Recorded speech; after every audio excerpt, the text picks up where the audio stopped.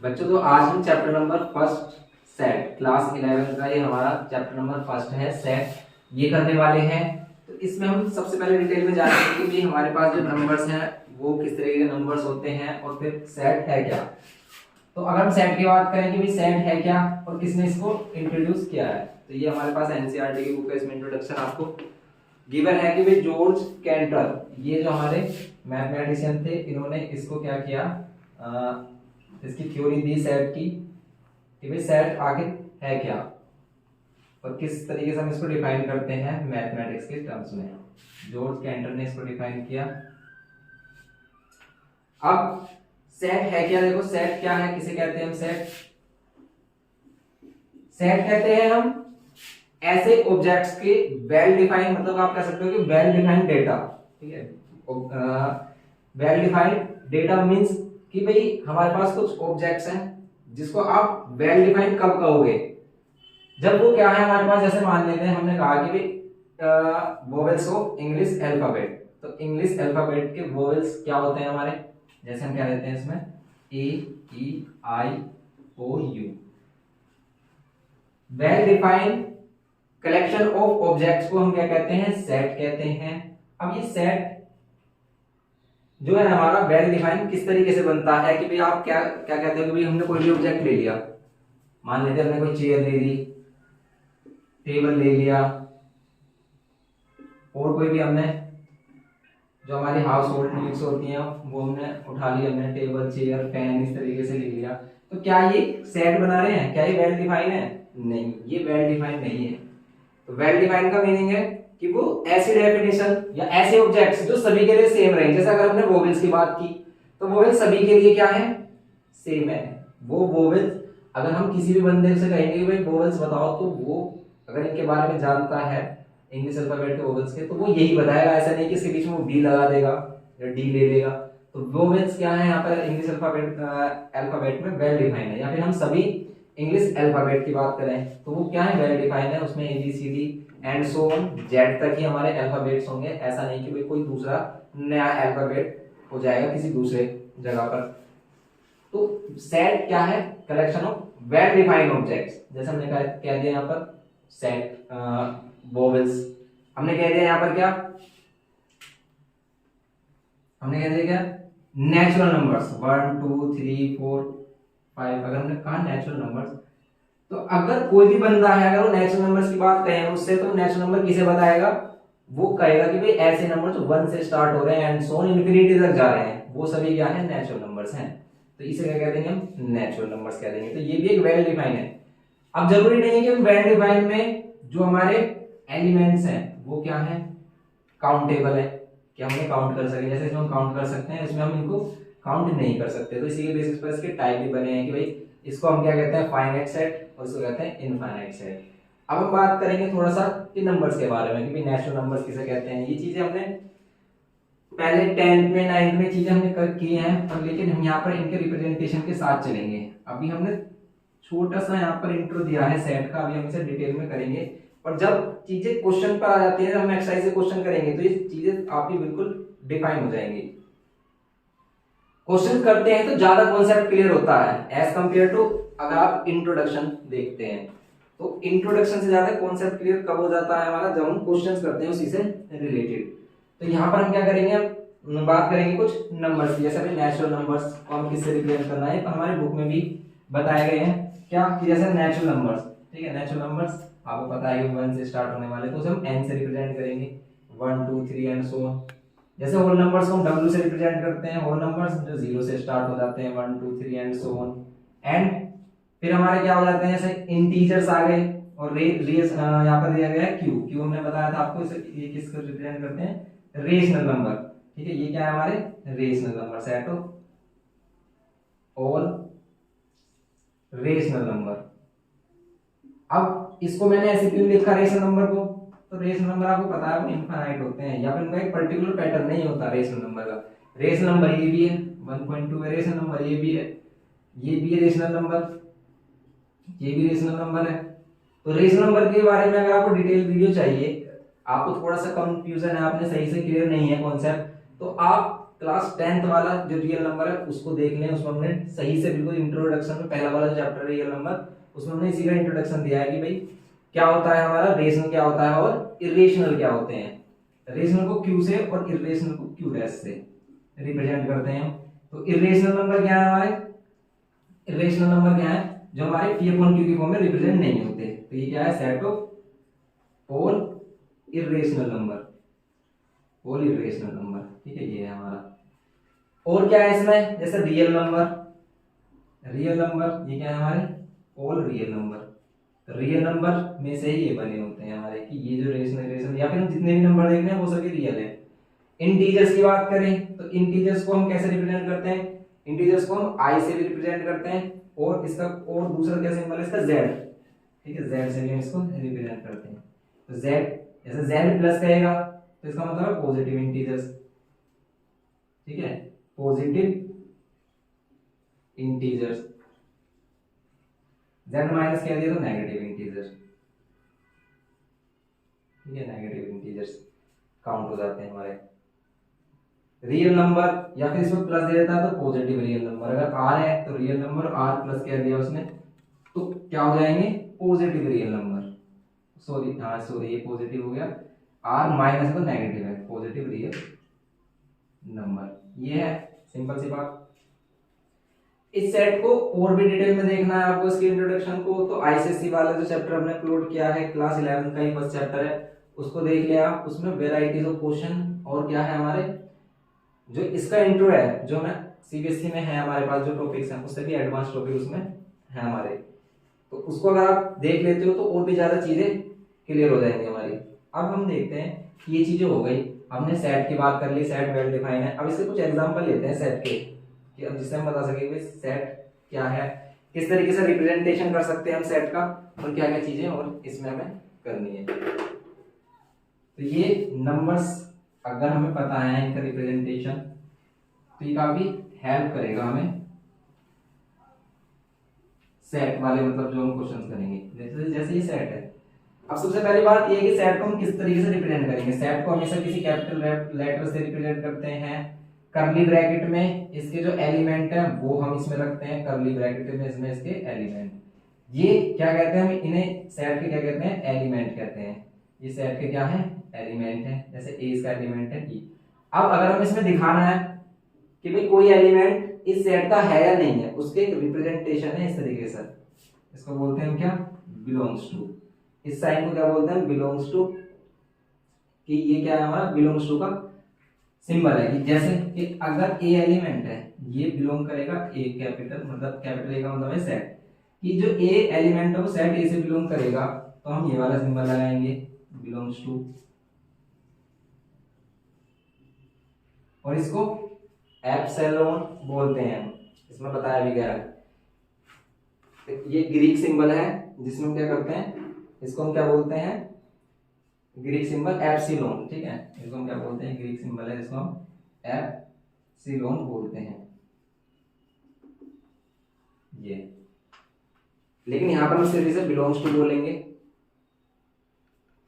तो ये हमारा सिंबल है क्या एप्सिलॉन, इसे हम एप्सिलॉन बोलते हैं और क्या है ये हमारा बिलोंग्स टू को रिप्रेजेंट करता है। तो ये एप्सिलॉन वाली बात तो भूल जाओ, इसका नाम है ये, यहाँ पर हम इसे बिलोंग्स टू कहेंगे। जैसे कि भाई ए बिलोंग करता है इसमें ए में।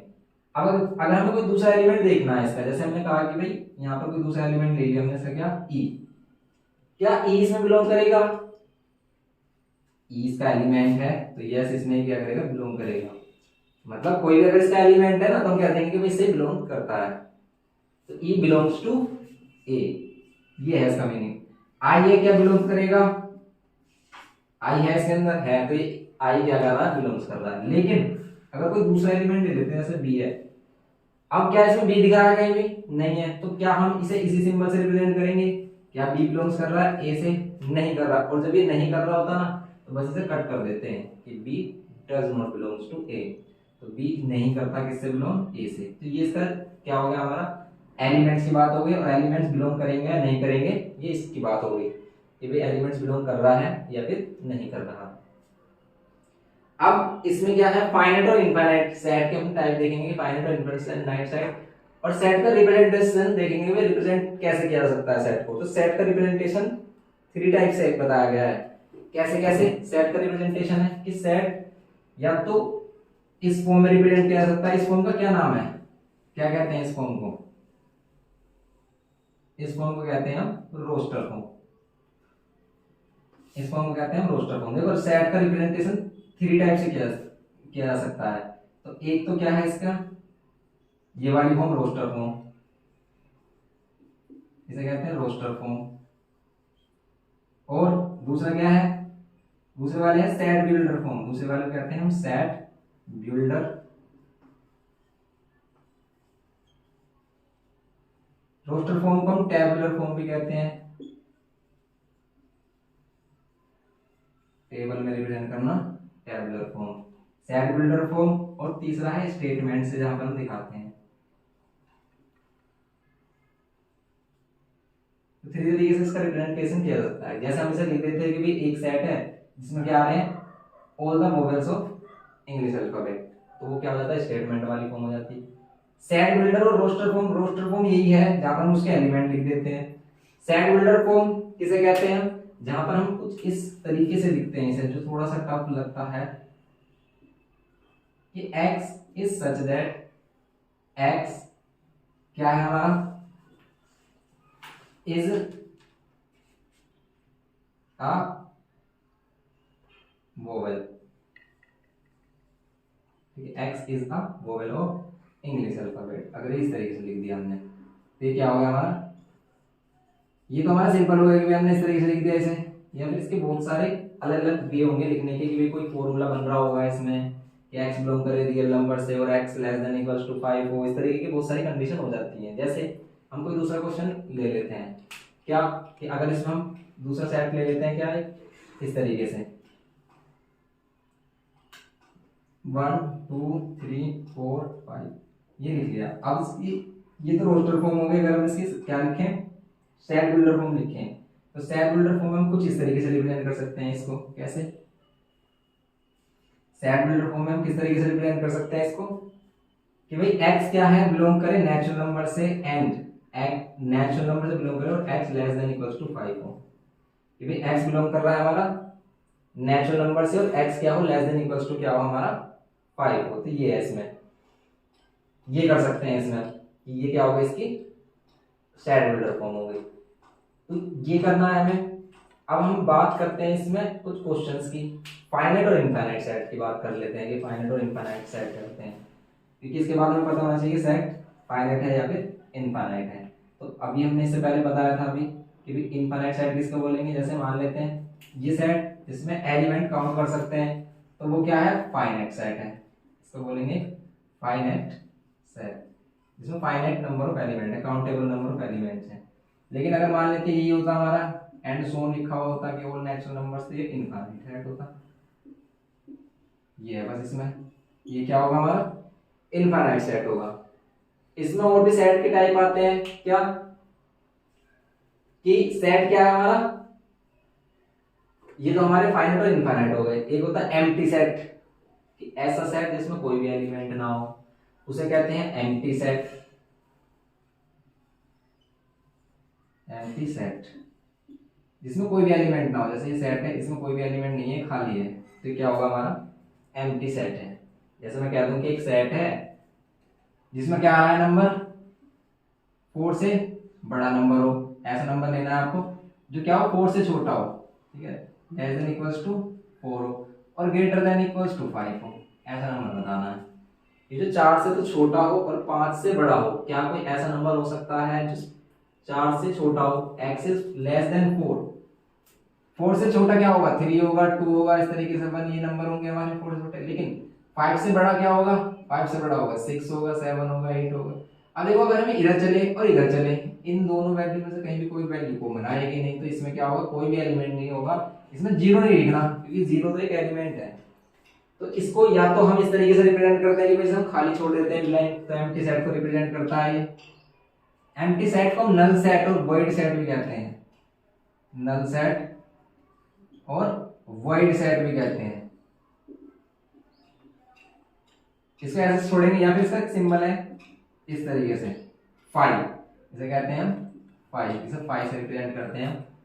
ये सिंबल हमारे फिजिक्स वगैरह में भी काफी यूज होते हैं। तो ये था इसका छोटा सा इंट्रो। अब देखो ये चीजें और ज्यादा समझने के लिए हम इसके क्वेश्चन कर लेते हैं, क्वेश्चन से चीजें ज्यादा क्लियर हो जाती हैं, क्योंकि जब हम क्वेश्चन करते हैं तब हमारा दिमाग ज्यादा चलता है कि क्वेश्चन को देखकर हम देखते हैं कि इसे कैसे सोल्व किया जाए, तब हम ज्यादा वक्त उसके बारे में सोचते हैं डिटेल में। अभी तक जो हमने किया अभी तक वो एक छोटा सा इसका इंट्रोडक्शन था। अब इसमें हम देखेंगे कि इसके क्वेश्चन किस तरीके से हैं, फिर सेट को आप अच्छी तरीके से समझ जाओगे। उसमें जो भी अलग अलग टाइप की हमारी प्रॉब्लम्स होंगी वो सभी उसमें क्लियर हो जाएंगी। कैसे, अब देखते हैं इसे।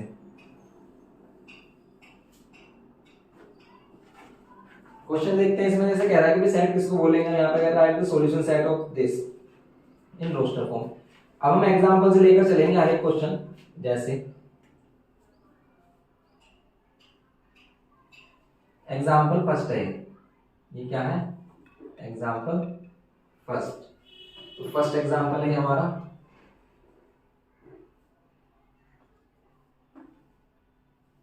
इसका सॉल्यूशन बताना आपको किस वाले फॉर्म में, रोस्टर फॉर्म में। तो रोस्टर फॉर्म वो जिसमें हम एलिमेंट लिखते हैं। तो इसका सॉल्यूशन कैसे निकालेंगे, तो इसके सॉल्यूशन क्या होंगे, जो एक्स की वैल्यू होंगी। अब एक्स की वैल्यू कैसे निकालते हैं, तो वही हम इसमें क्या करते हैं, मिड टर्म स्प्लिटिंग करते हैं। बताओ 2 के फैक्टर माइनस करने पर बनाए, कर सकते हैं क्या, 2 के फैक्टर माइनस करने पर बनाए, यस कर सकते हैं। 2 1 2 इसे लिख लेंगे हम इस 1 को 2 1 2 1 करेंगे 1 आएगा, और ये माइनस का 2। अब देखो ये मिड टर्म स्प्लिटिंग फिर आ गया, वही बात चल रही थी। फिर मिड टर्म स्प्लिटिंग कभी भी पीछे नहीं छोड़ेगा ये, तो ये तो आपको आना ही चाहिए। 9th में अगर आप सीख लेते हो 8th में तो बहुत ही अच्छा होता है। 8th में आ जाते हैं पर वहां पर बच्चे कम उस पर ध्यान देते हैं, पर 9th में तो अच्छे तरीके से आते हैं। तो अगर आपने अभी तक भी मतलब ये चीज इसमें क्लियर नहीं है, कुछ भी डाउट है, तो इसके लिए भी आपको अदर वीडियो देखनी होगी हमारी आईसीएससी वाली। आईसीएससी वाली में अभी तक मतलब हमने इसे कंप्लीट करा दिया है, और अच्छे तरीके से हमने इसमें बहुत ही बेहतरीन क्वेश्चन लिए हैं आपको समझाने के लिए। रूट वाले, बिना रूट वाले जो वैल्यूज होती हैं उनके कैसे मिड टर्म स्प्लिटिंग करते हैं, सभी तरीके के टाइप हमने उसमें डिफाइन किए हैं। तो उसके लिए आपको प्रॉब्लम स्प्लिटर वाला जो चैनल है उसका लिंक डिस्क्रिप्शन बॉक्स में दे दिया जाएगा, उस पर जाएं और उसमें चैप्टर नंबर 5 है क्लास 10 आईसीएससी का, उसकी प्लेलिस्ट पर आपको ये मिल जाएगा, या फिर हम प्लेलिस्ट का लिंक ही डिस्क्रिप्शन बॉक्स में दे देंगे, उसको आप देख लेना अगर आपको ये सीखना है। अब हम बात कर लेते हैं कि इसका मिड टर्म स्प्लिटिंग हमने कैसे किया। यहाँ पर कर देंगे 2x, यहाँ पर माइनस का 1x और यहाँ माइनस का 2 = 0। अब यहाँ पर क्या करेंगे हम, x कॉमन, यहाँ x + 2 जो फैक्टर यहाँ आ रहा है वो भी यही होना चाहिए, तो माइनस का 1 कॉमन लेंगे तो x + 2 = 0। ये x + 2 दोनों में से कॉमन थे, x - 1। इसके दो आंसर आएंगे। अगर हम इसको 0 के इक्वल रखते हैं तो x की वैल्यू -2 और x - 1 को 0 के इक्वल रखते हैं तो x की वैल्यू 1। ये जो वैल्यूज आती है होती क्या है, ये वो वैल्यूज होती है कि भाई x के प्लेस पर अगर आप यहाँ -2 पुट करोगे, x के प्लेस पर आपने -2 पुट कर दिया तो इसका आंसर, तो इसका जो LHS है वो RHS के इक्वल, मतलब इसका RHS अगर 0 आ रहा है तो ये आंसर 0 आएगा। अगर आप -2 पुट कर देते हो इसमें, इस क्वाड्रेटिक इक्वेशन में, या फिर 1 पुट कर देते हो तब भी 0 आएगा। लेकिन इनके अलावा अदर देन दिस नंबर, ठीक है, ये दोनों जो नंबर है हमारे, कोई भी नंबर ऐसा नहीं है जो इसको वेरीफाई कर दे। सिर्फ -2 और 1 ही ऐसी वैल्यू जो इसके सॉल्यूशन हो सकते हैं, और कोई इसका सॉल्यूशन नहीं हो सकता। कोई भी नंबर ले लो, कोई भी रियल नंबर, जैसा आप -2 रखते हो तो क्या आ जाएगा, ये 0 हो जाएगा। -2 का स्क्वायर 4 -2 और ये -2 कितना हो जाएगा, माइनस का 4 है 0 आ रहा है 0। 1 रख लो, 1 और 1 2 हो जाएगा, प्लस का 2 माइनस का 2 0 हो जाएगा। लेकिन हमें इसके रोस्टर फॉर्म लिखनी थी, तो वो सभी चीजें भूल जाओ। रोस्टर फॉर्म में आपको क्या लिखना है, इसके एलिमेंट लिखने हैं -2 और 1 आए, बस हो गया। बस इसका सॉल्यूशन ही यही सेट में बता रहा था। तो इस तरीके से हम इसका सेट लिख सकते हैं। तो इसका सॉल्यूशन सेट कुछ इस तरीके का होगा। ओके, एलिमेंट आगे पीछे लिखे हैं उससे कोई प्रॉब्लम नहीं है हमारी। अब आगे बात करते हैं इसमें कि एग्जांपल 2 में कह रहा है क्या कि x is such that x is a positive integer and x square is less than equals to 14। अब इसमें हम क्वेश्चन नंबर एग्जांपल नंबर 2 करते हैं। तो कह रहा है कि x is such that x square क्या हो, less than equals to नहीं है, less than 40 है। इस तरीके की ये स्टेटमेंट दे रखी है, मतलब ये इसकी सेट बिल्डर फॉर्म है, आपको इसकी क्या करनी है, रोस्टर फॉर्म फाइंड करनी है। तो बताओ x के प्लेस पर क्या क्या ले सकते हैं कि इसका स्क्वायर हमेशा लेस देन और क्या है, लेस देन 40 आए।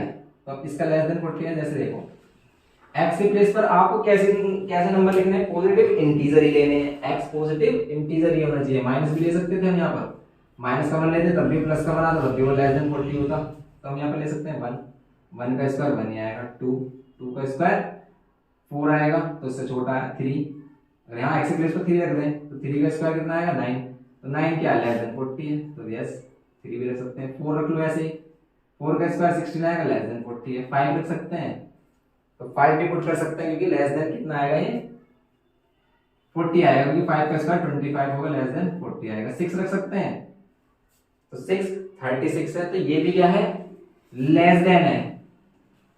क्या फिर हम 7 रख सकते हैं, 7 7 जब 49 आएगा तो 49 इससे बड़ी वैल्यू हो जाएगी, तो 7 हम नहीं पुट कर सकते, तो इसके जो हमारी क्या आ रही है रोस्टर फॉर्म आ रही है उसमें सिर्फ क्या होगा हमारा यही एलिमेंट एग्जिस्ट करेंगे, तो इसका सॉल्यूशन ये हो गया, इसकी रोस्टर फॉर्म क्या होगी, तो इस तरीके से करना है। तो अब इसमें बात करते हैं कि इसमें ऐसे आएगा हमारा कि भी इक्वल सेट, इक्विवेलेंट सेट, वो सभी चीजें अगर आपको देखनी है तो आईसीएससी वाला चैप्टर आप देख लें। आईसीएससी वाले में हमने हर एक पॉइंट उसमें बताया हुआ है कि भाई अभी हम वैसे आगे जाके जैसे हम करेंगे क्वेश्चन तो वो सभी चीजें हम क्लियर करते जाएंगे जब हम एक्सरसाइज में यहाँ पर करेंगे। अभी एक्सरसाइज पर आने वाले हैं बस। अब जैसे इसमें क्वेश्चन नंबर 3 है, मतलब एग्जांपल 3 कह रहा है कि right this set A in this set builder form. अब इसको सेट बिल्डर फॉर्म में रिप्रेजेंट करना है। जो सेट बिल्डर फॉर्म है ये ज्यादा परेशान करती है क्योंकि इसमें हमें थोड़ा सोचना पड़ता है कि हम कैसे इसको रिप्रेजेंट करें। अब जैसे इसने क्वेश्चन हमें बताया है, क्या है क्वेश्चन ये है एग्जांपल इसका 3 कह रहा है कि ए एक सेट है जिसमें आ रहा है 1 4 9 16, क्या है ये पता चल रहा है आपको, परफेक्ट स्क्वायर नंबर है, ठीक है। ये क्या है हमारे परफेक्ट स्क्वायर नंबर है। तो आपको अगर इसे सेट बिल्डर फॉर्म में लिखना है तो आप कैसे लिख सकते हैं, तो अगर हम इसे परफेक्ट स्क्वायर नंबर है तो हम इसे सेट बिल्डर फॉर्म में, देखो इसके अलग अलग तरीके हो सकते हैं कि x इज सच दैट, जैसे इसने बताया कि x को हम क्या कह सकते हैं यहाँ पर, x जो है हमारा वो क्या हो, किस तरीके का नंबर हो कि वो स्क्वायर की फॉर्म में हो, जैसे इसने बताया हमें कि x is equal to n square, x किसके बराबर होगा n स्क्वायर के, जहां पर n क्या होगा लेस देन और इक्वल्स टू होगा, या फिर n की वैल्यू कोई भी, n क्या बिलोंग करे नेचुरल नंबर ले लो आप, देखो आप 1 लोगे 2 लोगे तो n किससे बिलोंग करे, बस आप ये कह दो कि n बिलोंग करे नेचुरल नंबर से, इतने सफिशिएंट है। इसमें भी कुछ इस तरीके से बताया कि यार n belongs to natural number, ठीक है सिंपल है। एक हमने नेचुरल नंबर लेते रहेंगे, 1 लेंगे 1 आएगा, 2 लेंगे 4 आएगा, 3 लेंगे 9 आएगा, 4 लेंगे 16 आएगा, 5 लेंगे 25, 6 लेंगे 36 एंड सो ऑन। इस तरीके से चलती रहेंगी चीजें, ये है इसमें। अगर हम क्या करते हैं x की वैल्यू में चाहिए और x क्या है इसका एलिमेंट है वो n स्क्वायर के बराबर है, n के प्लेस में क्या रख सकते हैं कोई भी नेचुरल नंबर, तो अगर हमने 1 रखा तो आएगा 1 पहला एलिमेंट आ गया, अगर हमने 2 रखा तो आएगा 4 दूसरा एलिमेंट आ गया, अगर हमने 3 पुट किया तो आएगा 9 तीसरा एलिमेंट आ गया, अगर हमने 4 पुट किया तो आएगा 16 फोर्थ एलिमेंट आ गया। ऐसे आप नेचुरल नंबर पुट करते रहोगे, ऐसी ये सीरीज आगे चलती रहेगी, आपको ये मिल जाएगा। तो इस तरीके से हमने एक क्या बनाया है, इसका एक रूल बनाया है, एक फॉर्मूला बनाया है जिससे ये पूरी सीरीज बन जाए, तो उसी को हम सेट बिल्डर फॉर्म कह देते हैं। तो ये सेट बिल्डर फॉर्म है हमारी। ऐसे इसमें एक क्वेश्चन दिया है, बेहतरीन क्वेश्चन है एग्जांपल 5, इसमें भी आपको कह रहा है कि रोस्टर फॉर्म बनानी है, लेकिन जो सेट है वो कुछ इस टाइप का है, जो सेट है वो किस टाइप का हमारा, एग्जांपल क्या है हमारा ये 4, जैसे यहाँ क्या है 1/2, 2/3, 3/4 और ये 4/5 एंड सोन, इस तरीके से चल रहे हैं नंबर, या फिर और भी नहीं, सोन नहीं है इसमें फिक्स, मतलब फाइनाइट नंबर ऑफ एलिमेंट्स है इसमें। ओके, तो अब देखेंगे इसमें हम क्या कर सकते हैं। बताओ इसका एक ऐसा रूल जो इसे पूरा डिफाइन कर दे। तो देखो ऊपर 1 2 2 3 इस टाइप की वैल्यूज आ रही है इसमें हमारी।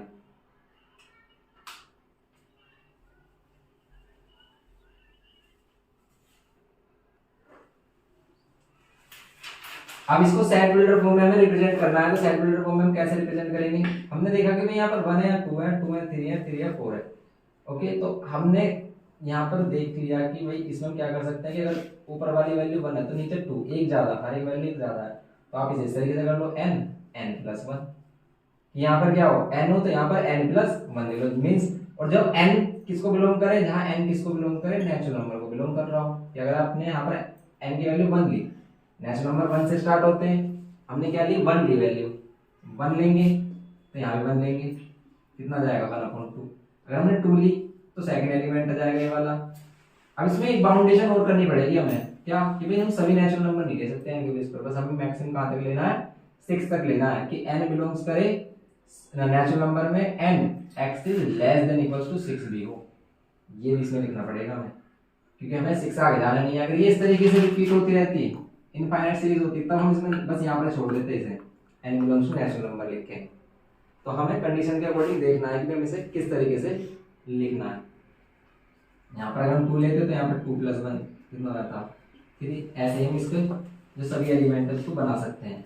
तो ये हो गया इसका सेट बिल्डर नोटेशन। ओके, इस तरीके से। ऐसे इसमें अगर एग्जांपल 5 देखें, उसमें एमसीक्यू टाइप दे रखे हैं कि भाई कौन किससे क्या करेगा, हमारा मैच करेगा। तो सिंपल है, देखो जैसे इसमें प्रिंसिपल दे रखा है, तो हम क्या करेंगे, इसमें एक लेटर वाली फॉर्म बना रखी है, मतलब जो सेट बिल्डर फॉर्म बना रखी है प्रिंसिपल। अब इसमें एक चीज है बस सीखने वाली, कि अगर कोई इस तरीके का सेट आ जाए कि भाई उसने एक सेट बिल्डर फॉर्म दे रखी है, किस तरीके की, कि x is such that x is a letter of the word, x is a letter of the word किसका, प्रिंसिपल।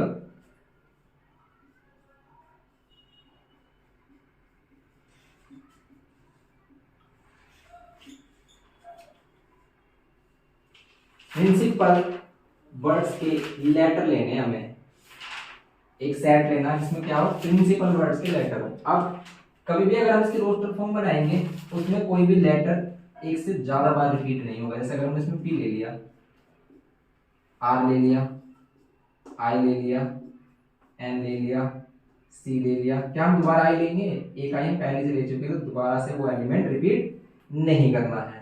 तो ये बात है एक तो इसमें इम्पोर्टेंट। P पहले ले चुके हैं तो P नहीं लेंगे, A नहीं लिया तो A लेंगे, L नहीं लिया तो L लेंगे, बस। तो अगर वो कोई इस तरीके से रेस्ट मतलब हमें सेट बिल्डर फॉर्म दी है और वो कह रहा है कि रोस्टर फॉर्म में से रिप्रेजेंट करो, तो कभी भी रोस्टर फॉर्म में एक लेटर या फिर कोई भी एक एलिमेंट दोबारा रिपीट नहीं होगा, एक ही बार करना है, चाहे वो रोस्टर फॉर्म में मैनी टाइम्स रिपीट हो रहा हो, सेट बिल्डर फॉर्म में मैनी टाइम्स रिपीट हो रहा हो, पर रोस्टर फॉर्म में रिपीट नहीं होना चाहिए। ओके, ये था इसमें छोटी सी बात। अब इसमें हम एक्सरसाइज 1.1 पे आ जाते हैं। 1.1 इसमें एक्सरसाइज है जो हमारी, इससे आप समझ जाओगे कि सेट किसको कहेंगे किसको नहीं, कौन वेल डिफाइंड है और कौन वेल डिफाइंड नहीं है। अब देखो आप, अगर हम करते हैं इसमें किसकी बात, एक्सरसाइज 1.1 की बात।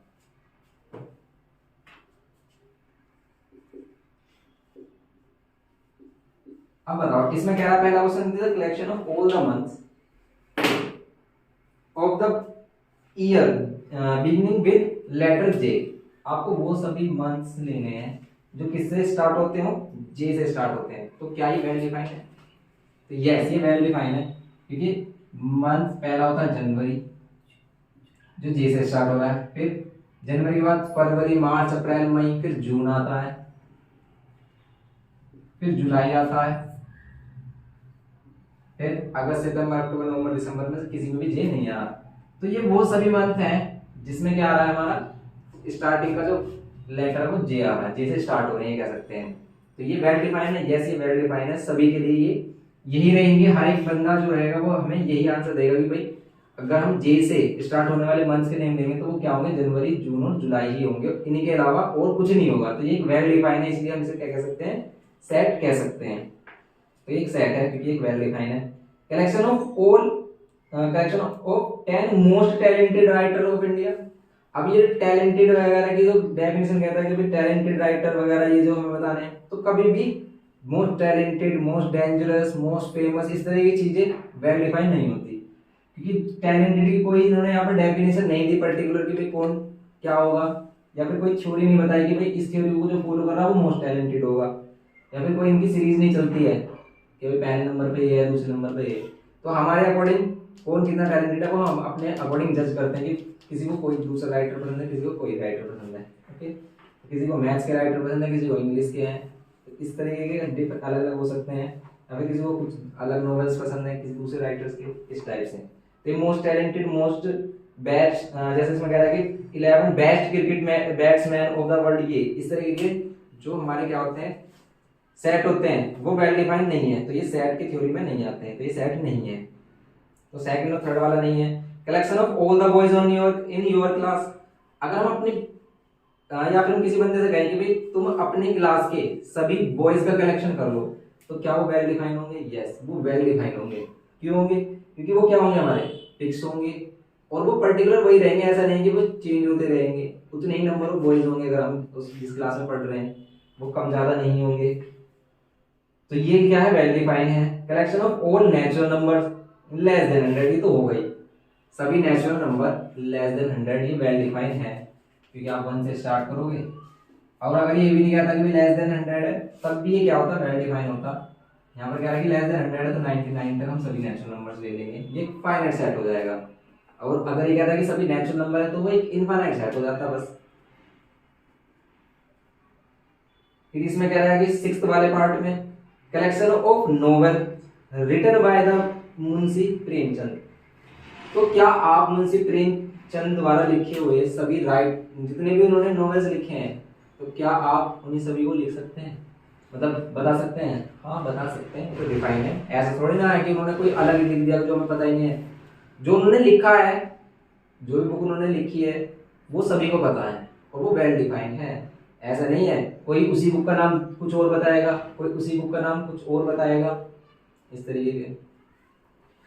तो इस तरीके के जैसे मुंशी प्रेमचंद जो थे उन्होंने काफी अच्छी अच्छी मतलब नॉवेल्स लिखे थे। तो उसमें से एक गोदान, मतलब गोदान नाम से क्या आता था, जब क्या होता है डीडी नेशनल पर एक वो भी आता था उनका प्रोग्राम। तो इस तरह के बहुत फेमस उनके क्या हैं नॉवेल्स हैं, जो आपको क्या देते हैं, बहुत ही अच्छी सीख देते हैं आपकी लाइफ से रिलेटेड। तो आपने देख सकते हैं अब तो यूट्यूब पर बहुत ज़्यादा वो मतलब जो क्या है हमारा कंटेंट है वो प्रोवाइड कराया गया है। तो आप मुंशी प्रेमचंद से रिलेटेड अगर आप सर्च करोगे तो बहुत सारे नॉवेल्स आ जाएंगे। तो नॉवेल्स में मतलब एक तरीके की स्टोरी वगैरह बताई जाती है किसी भी बंदे की। तो ये है, इसे हम हिंदी में उपन्यास भी बोलते हैं। अब 7th में था collection of all even integers. Collection of all even integers लेने हैं, तो क्या collection of all even integers एक वेल डिफाइंड डेटा है? यस, तो all even integers well defined data है। और वो क्या है हमारे इवन ही क्या होने चाहिए, इंटीजर्स होने चाहिए। तो 2 4 6 यही होगा हमारे, एंड सो ऑन, सभी इवन इंटीजर्स लेने हैं हमें इसमें। Collection of questions in this chapter, अगर हम इसी चैप्टर के सभी क्वेश्चन की बात करें क्या वो वेल डिफाइन है? यस, वेल डिफाइन है, वो लिखे हुए हैं सभी। अगर हम किसी को भी ये बुक दे देते हैं तो वो यही क्वेश्चन बताएगा। तो इसमें 10 क्वेश्चन है, 20 है, जितने भी इसमें बता रहे हैं, जैसे इस वाले एक्सरसाइज में 6 क्वेश्चन हैं, और जो अगर हम टोटल इसके क्वेश्चन काउंट करते हैं तो वो सभी के लिए सेम होंगे, सभी ने वही बताएंगे। तो ये एक वेल डिफाइन है। जैसे 9th में कह रहा है कि collection of most dangerous animal, तो ये मोस्ट डेंजरस वाली थ्योरी यहाँ फेल हो जाती है, क्योंकि मोस्ट डेंजरस मोस्ट टैलेंटेड ये अलग थ्योरी है। क्यों? क्योंकि में हमारे अकॉर्डिंग क्या हो सकता है कि किसी को तो कॉकरोच से डर लगता है, कोई छिपकली से डर जाता है, उसके लिए छिपकली खतरनाक है। किसी को कुत्ते से डर लगता है कि वो देखते ही रास्ता बदल देता है। तो ऐसा नहीं है कि भी किसी के लिए क्या खतरनाक चीज है। तो यहाँ पर सभी के लिए डेफिनेशन अलग अलग है, इसलिए हम क्या कह सकते हैं कि ये वेल डिफाइंड नहीं है। अब इसमें सेकंड वाला क्वेश्चन आ गया, वो बिलोंग्स टू और नॉट बिलोंग्स टू वाला, जो हमने बताया था कि भी कोई एलिमेंट बिलोंग्स करेगा या नहीं। तो ये इंटरेस्टिंग क्वेश्चन है, इसे देखेंगे हम। ये तो फर्स्ट क्वेश्चन हो गया हमारा। जैसे क्वेश्चन नंबर 2 है हमारा, ये कह रहा है कि एक सेट है हमारे पास, क्या है सेट 1 2 3 4 5 6 ये है।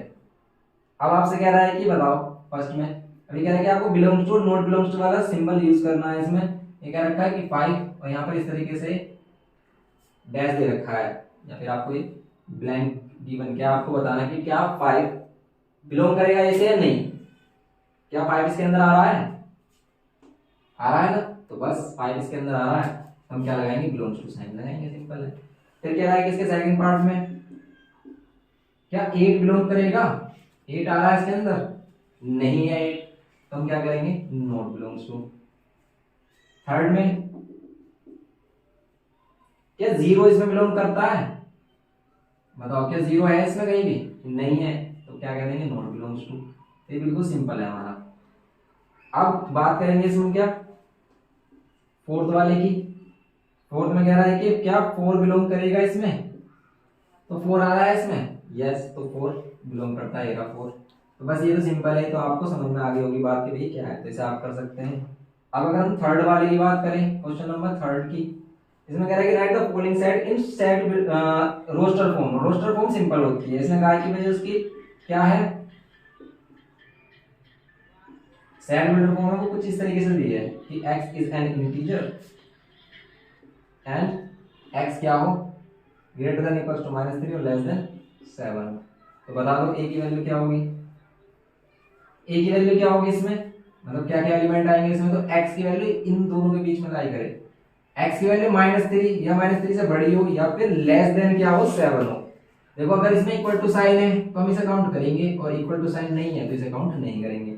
जैसे अगर इसमें नहीं होता है तो हम इसे नहीं काउंट करते, तब हम लेते सिर्फ -2 -1 0 1 2 3 4 5 6 7 नहीं लेंगे क्योंकि इसमें इक्वल टू साइन नहीं है। लेकिन अगर यहाँ इक्वल टू साइन है तो इसमें -3 और काउंट किया जाएगा। अगर यहाँ पर भी इक्वल टू साइन होता तो 7 और काउंट कर लेते हैं, लेकिन अभी इसका आंसर ये होगा। इसका फर्स्ट पार्ट है थर्ड का। अब अगर हम बात करें इसमें सेकंड वाले पार्ट की, इसके कि x is a natural number less then 6, तो b एक ऐसा सेट लेना है जिसमें नेचुरल नंबर हो और लेस देन क्या हो, 6 हो। जैसे 1 2 3 4 5 लेस देन 6 लेना, तो 6 काउंट नहीं करना है। अगर वो कह रहा होता कि लेस देन और इक्वल्स टू 6, तब हम 6 भी इसमें काउंट करते। ठीक है, ये है इसमें। थर्ड वाला है इसका पार्ट, उसमें कह रहा है कि x, इस तरीके से लिख लेते हैं इसे हम कि x is such that x is a 2 digit number, 2 digit natural number, 2 digit natural number, okay, such that the sum of its digit is 8। उसके सम, जो डिजिट का सम हो वो 8 हो। x एक 2 डिजिट का नंबर हो, नेचुरल नंबर हो, और कैसा हो कि उनका डिजिट का सम 8 हो। तो बस आपको इसकी रोस्टर फॉर्म लिखनी है। तो आपको 2 डिजिट का नंबर लेना जिनका डिजिट का सम 8 हो। तो बताओ सबसे पहली वाली डिजिट क्या होगी। 2 डिजिट के नंबर 1 10 से स्टार्ट होते हैं, तो 10 से 2 डिजिट के नंबर स्टार्ट हो जाते हैं और 99 तक जाते हैं। लेकिन हमें वो नंबर लेने हैं 2 डिजिट के जिन दोनों के डिजिट का सम क्या हो, 8 हो। जैसे 1 और 7 ले सकते हैं पहले, इन दोनों की डिजिट का सम क्या है, 8 है। और क्या ले सकते हैं, 2 और 6, मतलब 2 और 6 से 26 बनेगा, 3 और 5 और 4 और 4, और क्या ले सकते हैं 5 और 4, और क्या ले सकते हैं 6 और 2, और क्या ले सकते हैं 7 और 1, और क्या ले सकते हैं 8 और 0। ये ले सकते हैं, हम इन सभी को काउंट कर सकते हैं। तो ये क्या है हमारा सी हो गया। जैसे हम 2 डिजिट के नंबर लेंगे जिनके डिजिट्स का सम 8 होगा।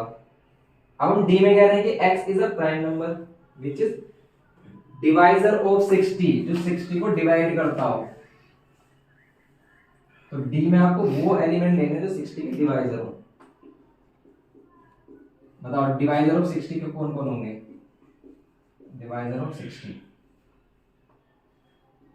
जो 60 को डिवाइड करें, क्या 1 60 को डिवाइड करेगा, 1 सभी को डिवाइड करता है। ठीक है, 2 करेगा, यस करेगा, 3 करेगा तो यस 3 भी करेगा, 4 करेगा इसे 4 भी कर रहा है, 5 करेगा यस 5 भी कर रहा है, डिवाइड करके देख लो, 6 कर रहा है 6 भी कर रहा है, 7 नहीं कर रहा, 8 करेगा, 8 को देखो 8 के टेबल में आता है 60 नहीं, 9 भी नहीं कर रहा इसे, फिर 10 तो करेगा इसे, फिर कौन करेगा, फिर 12 करेगा, 12 5 का 60, फिर 12 के बाद कौन कर रहा है 15 कर रहा है, 15 के बाद कौन कर रहा है 30 करेगा, फिर 20 भी कर रहा है, हाँ 20 भी कर रहा है क्योंकि 20 से तो डिवाइड हो रहा है। और कौन डिवाइड कर रहा है इसे, 20 के बाद नहीं कर रहा कोई भी, 21 फिर 30 कर रहा है, तो इसके बाद क्या करेंगे 30 करेगा और 30 के बाद 60 करेगा, इसकी डिवाइजर है। और ये कह रहा था कि x is a prime number which is divisor of 60, लेकिन हमें प्राइम नंबर वाले ही डिवाइजर लेने थे, हमने सारे ले लिए तो, लेकिन हमें सिर्फ वही डिवाइजर लेने थे जो प्राइम भी हो। तो b में ये नहीं आएंगे, b में कौन आएगा 2, इसमें से जो प्राइम हो 3 3 5 5, और तो आएगी कोई भी प्राइम, सिर्फ ये आएगा इसमें 2 3 5। इस तरीके से आंसर दे रखा होगा इसका। अब हम बात करें इसमें e की, e वही आ गई कि all letters of the word trigonometry. Trigonometry जो वर्ड है इसके सभी लेटर लेने हैं हमें, रोस्टर फॉर्म में लिखना है इस वाले सेट फॉर्म में। तो बस हमें क्या करना है, अगर इस तरीके का कोई वर्ड आ जाए, जैसे इसने स्टेटमेंट फॉर्म दे दी है, क्वेश्चन नंबर है इसका, मतलब 5th पार्ट है क्वेश्चन नंबर 3 का। ये में कह रहा है कि आपको इस वर्ड के सभी जो लेटर हैं उसका रोस्टर फॉर्म लिखना है। लिखो आप कि ई है हमारे पास, इसका अगर हम सेट लिखेंगे तो कैसे लिखेंगे, टी आर आई जी, लेकिन जो लेटर हमने एक बार लिया उसको दोबारा रिपीट नहीं कर रहा, एन लिखेंगे, ओ नहीं लिखेंगे, ओ लिख चुके हैं, एम लिखेंगे, ई नहीं लिखेंगे, ये लिखेंगे, ये तो नहीं लिखा हमने, ई लिखेंगे, टी लिख चुके हैं, आर भी लिख चुके हैं, वाई लिखेंगे। तो ये क्या हो गया हमारी इसकी रोस्टर फॉर्म हो गई। ऐसे ही बैटर, ये क्या हमारा 6th पर बैटर, इसमें क्या है हमारा कि बैटर वर्ड को आपको रोस्टर फॉर्म में लिखना है। रोस्टर फॉर्म क्या होगी इसकी, बी ई टी और आर, बस यही होगा इसमें, इस तरीके से लिख देंगे, ये है इसमें। अब जो 4th वाला क्वेश्चन है वो आपको डिफिकल्ट लग सकता है, क्योंकि उसमें हमें सेट बिल्डर फॉर्म में लिखना है, तो रोस्टर फॉर्म में लिखना थोड़ा इजी होता है, और अगर हम इसको सेट बिल्डर फॉर्म में देखते हैं तो सेट बिल्डर फॉर्म में थोड़ा टफ लगता है हमें। तो सेट बिल्डर फॉर्म में कैसे लिखेंगे, देखो आप क्या करना है कि अगर आप वीडियो देख रहे हो तो उसे क्या करें, अगर समझ में नहीं आ रहा तो पॉज करके अपने आप क्वेश्चन करने की कोशिश करें, और थोड़ा सा रुक रुक कर क्वेश्चन करें, और फिर इसमें वीडियो को आगे करें, तब आपको चीजें ज्यादा समझ में आएंगी। क्योंकि अगर आप एकदम देखते जाएंगे तो चीजें निकलती चली जाएंगी दिमाग से। अब देखेंगे जैसे क्वेश्चन नंबर है इसमें 4th, इसमें हमें क्या करना है, सेट बिल्डर फॉर्म में लिखना है। बताओ, ये इस तरीके से इसने ये दे दिए, इसने एलिमेंट ये सेट दिया है रोस्टर फॉर्म में 3 6 9 का, इसे सेट बिल्डर फॉर्म में लिखना है। बताओ क्या रिलेशन बना है इसका सेट बिल्डर फॉर्म में लिखने के लिए, क्या बना सकते हैं, देखो 3 6 9 पर, ये तो 3 के मल्टीपल है तो हम कह देंगे x is such that x equals to 3, n ऐसे लिख सकते हैं, जहां पर n क्या बिलोंग करे, n बिलोंग करे नेचुरल नंबर से, and n is less than equals to 4 हो। n की वैल्यू 1 रखोगे ये आएगा, n की वैल्यू 2 रखेंगे ये आएगा, n की वैल्यू 3 रखेंगे क्या आएगा हमारा 9 आएगा, 4 रखेंगे ये आएगा, बस ये रख सकते हैं, हम ऐसे लिख सकते हैं। और भी रिप्रेजेंटेशन हो सकते हैं, जरूरी नहीं कि हम ऐसे ही करें, ऐसा हो सकता है कि x is such that x is a multiple of 3 less than 3, कि वो क्या हो मल्टीपल ऑफ 3 हो, and x is less than equals to 12, ऐसे लिख सकते हैं कि मल्टीपल ऑफ 3 हो लेकिन वो क्या हो लेस देन इक्वल्स टू 12 हो, 12 से छोटा ही हो मल्टीपल जो, ऐसे लिख सकते हैं हम। तो रिप्रेजेंटेशन अलग अलग हो सकते हैं, जरूरी नहीं है कि जैसे बुक में है वही करेक्ट है। फिर जैसे इसमें क्या है कि x b वाला सेट, तो इसमें रखा सेकंड वाला कि इस तरीके से है, 2 4 8 16 32, ये है। इसको बताओ ये क्या बता रहा है, 2 4 8 16 32, इसमें कुछ रिलेशन बन रहा है, 2 के बाद 4 4 के बाद 8 8 के बाद 16। तो आप इसमें देख रहे हो ना ध्यान से, तो आपको पता लग रहा है कि भाई 2 की पावर में जो वैल्यूज होती है वो आएंगी, ठीक है, 2 के एक्सपोनेंट्स कह सकते हो, 2 की पावर 1 2 आएगा, 2 की पावर 2 4 आएगा, 2 की पावर 3 8, 2 की पावर 4 16 32। तो आप इसे ऐसे कर सकते हो direct, x is such that x is equals to क्या हो, 2 की पावर n हो, जहां पर n बिलोंग करता हो नेचुरल नंबर से, and n is less than equals to 4 भी हो, क्योंकि आपको मैक्सिमम 32 तक जाना है। तो बस ये क्या हो गया हमारा सेकंड वाले का रिप्रेजेंटेशन हो गया। इसी में थर्ड वाला है, अगर इसमें कह रहा है कि c इज इक्वल टू क्या है, x is such that x is an integer, x square is less than equal to 4, x square क्या हो हमारा, लेस देन इक्वल टू 4 हो। तो बस आपको बताना है इसका रोस्ट, ये हमने क्वेश्चन कौन सा ले लिया, ये तो नहीं, ये नहीं है, इसका थर्ड पार्ट तो हम वो कर रहे हैं ना, ये तो हम इसको रिप्रेजेंट कर रहे हैं। ये हमने क्वेश्चन नंबर क्या ले लिया, क्वेश्चन नंबर 4 फिफ्थ का पार्ट ले लिया हमने, क्वेश्चन नंबर 4 पे हम क्वेश्चन नंबर 4 का थर्ड पार्ट लेना था हमें, जो है कुछ इस तरीके से कि उसमें जो सेट है हमारे क्या है एलिमेंट्स 5, 25, 125, 625। तो ये भी कुछ इसी तरीके से है, ये 5 का एक्सपोनेंट है, ये क्या है हमारे 5 का एक्सपोनेंट है, इन्हें भी हम बोलेंगे 5 टू द पावर n, जहाँ पर n बिलोंग्स करे किससे, नेचुरल नंबर से, and n is less than equal to कितना 4 होगी, n की 5 की पावर 4 625 आ रहा है हमारा। इसमें फोर्थ वाला जो पार्ट है वो क्या है, फोर्थ वाला पार्ट 2, 4, 6 एंड सो ऑन, इस तरीके से कह रहा है वो। ओके, तो ये है हमारा इसमें फोर्थ वाला 2, 4, 6 एंड सो ऑन। अब बताओ ये क्या है, 2, 4, 6, ये तो इवन नंबर है, हम कह सकते हैं कि इवन नंबर है, या फिर हम इसे बना सकते हैं कि 2 के मल्टीपल्स हैं, ऐसे भी लिख सकते हैं, x is such that x is N even number, ऐसे लिख लो, या फिर x इज इक्वल टू क्या लिख लो आप 2n, 2 के मल्टीपल 2n, और जहां पर n बिलोंग्स करे नेचुरल नंबर से, एंड क्या हम n को कोई बाउंडेशन नहीं है, नहीं, क्योंकि ये बिल्कुल एंड सो ऑन इंफिनिटी तक जा रहा है, बस हम नेचुरल नंबर ले लेंगे, 1 लेंगे तो ये आएगा, 2 लेंगे तो ये आएगा, 3 लेंगे तो ये आएगा, एंड सो ऑन, ये हो जाएगा इसमें। अब इसके हम किसके पार्ट करते हैं, फिफ्थ पार्ट की बात कर रहे हैं। अगर हम फिफ्थ वाले पार्ट में क्या है,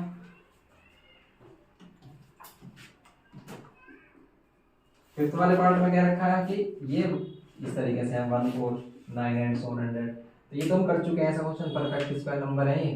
परफेक्ट स्क्वायर नंबर हम कैसे लिख सकते हैं कि n स्क्वायर में लिख सकते हैं, किसे x is such that x is equals to n square, और यहाँ पर n की वैल्यू ले लो आप, क्या यहाँ n क्या करता हो, यहाँ पर आप लिख सकते हो कि where n belongs to natural number and n is less than equals to 10 लेंगे, क्योंकि आप मैक्सिमम वैल्यू 10 ले सकते हो, 10 का स्क्वायर 100 हो जाएगा, ये है इसमें। तो ये क्वेश्चन नंबर 4 हो गया। फिफ्थ वाले में सेट बिल्डर फॉर्म गिवन किए हैं, हमें रोस्टर फॉर्म लिखनी है। फिफ्थ वाले ज्यादा सिंपल, मतलब रोस्टर फॉर्म में लिखना ज्यादा सिंपल होता है as compare to set builder form. जैसे हमारे पास क्वेश्चन नंबर 5 है, कह रहा है कि a x is such that x is an odd natural number. तो ये जो सेट है उसमें ओड नेचुरल नंबर लेने हैं, तो ओड नेचुरल नंबर क्या होंगे 1, 3, 5, 7 एंड सो चलते जाएंगे, तो इसकी कोई बाउंडेशन नहीं दी है इसमें, तो क्या हो गया हमारे ओड नेचुरल नंबर। हमेशा कर्ली ब्रैकेट में रखना है अगर आप सेट को रिप्रेजेंट कर रहे हो, वरना मार्क्स कट सकते हैं आपके। x is such that x is an integer, ये कह रहा है कि x इज सच दैट ये इस तरीके से है, एक इंटीजर हो, और इंटीजर कहाँ पे लाई करता हो, -1/2 से बड़ा और लेस देन किससे 9/2 से। बताओ इनके बीच में कौन कौन इंटीजर आएगा, -1/2 से 9/2 के बीच में। -1/2 जैसे 0 ले रहे हैं, यहाँ पर -1 ले रहे हैं, -1/2 यहाँ पर आएगा, और यहाँ पर भी है 1, 2। 9/2 का मीन्स क्या है, 9/2 का मीन्स है 4.5, ये तो है 9/2 का मीन्स। तो इनके बीच में कौन कौन से इंटीजर आ रहे हैं, ये इंटीजर आ रहे हैं, तो बस हम लेंगे 0, 1, 2, 3 एंड 4। ये इंटीजर्स लिखने थे हमें, क्योंकि इंटीजर कह रहा है। अगर इसमें रेशनल नंबर, रियल नंबर कह देता तो इनफाइनाइट नंबर लाई करते इसमें। अब इसमें सी वाला पार्ट जो है हमारा कि x square is less than equals to 4, उसमें हम क्या क्या ले सकते हैं, जहां पर x एक इंटीजर हो,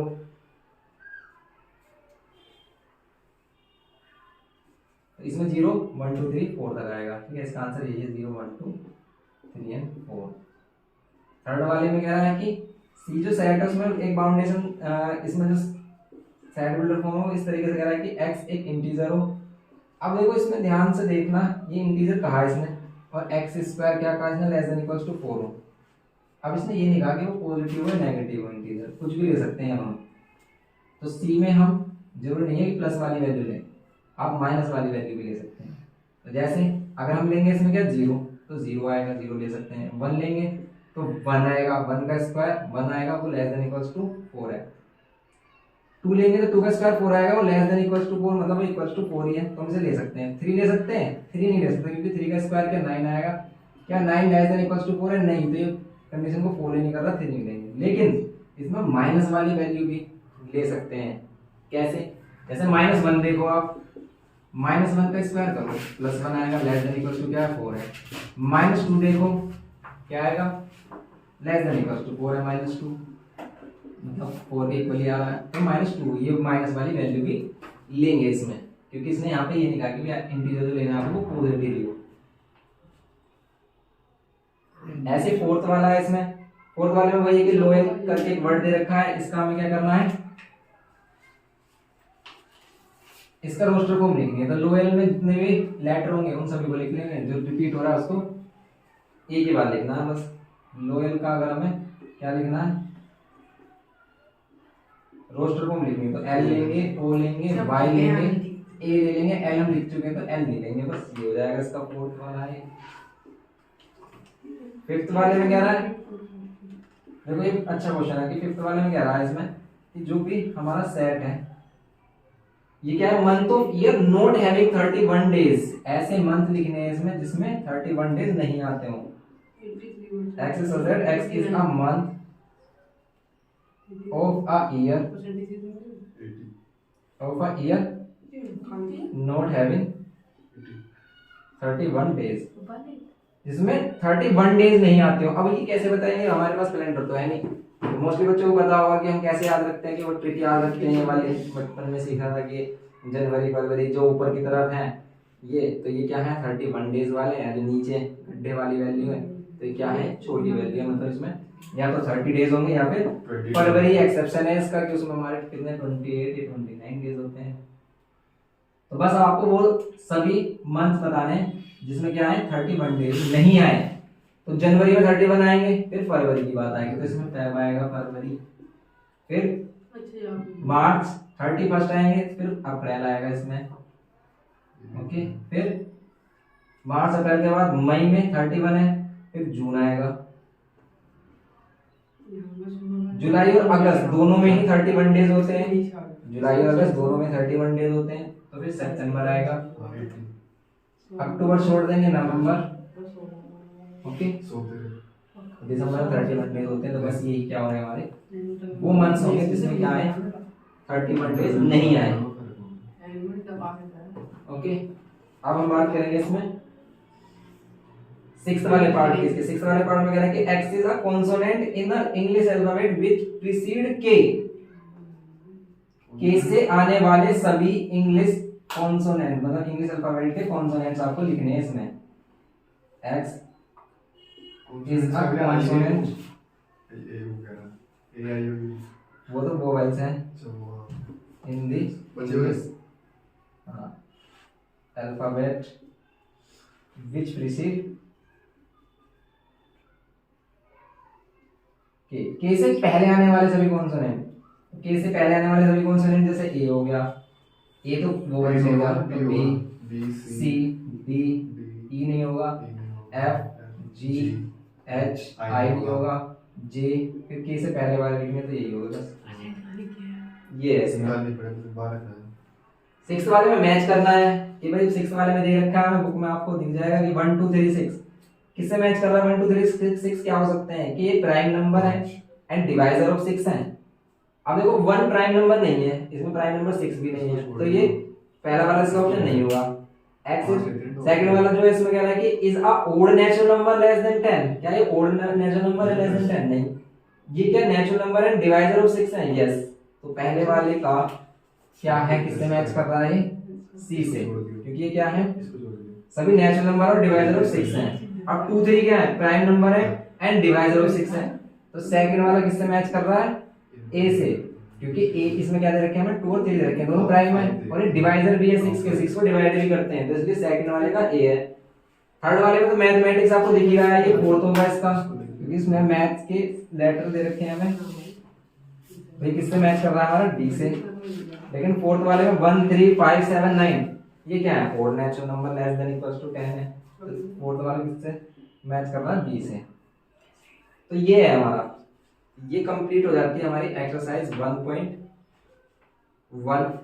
आगे हम इसमें जब 1.2 करेंगे तो उससे रिलेटेड जो सबसेट वगैरह जो थ्योरी हमारी, वो सभी चीज उसमें हम इंट्रोडक्शन में करते हुए इससे जो क्वेश्चंस होंगे हम एक्सरसाइज के उसको कंप्लीट करेंगे। तो नेक्स्ट लेक्चर में हम करेंगे इसमें 1.1। तो बस आप इसी को रिवाइज कर लें, इसका रिवीजन ना छोड़ें। आपको ऐसा नहीं है कि वीडियो देखने के बाद इसको बंद कर देना है, आपको फिर दोबारा से बुक उठानी है और हर एक क्वेश्चन अपने आप से करना है जो हमने किया है।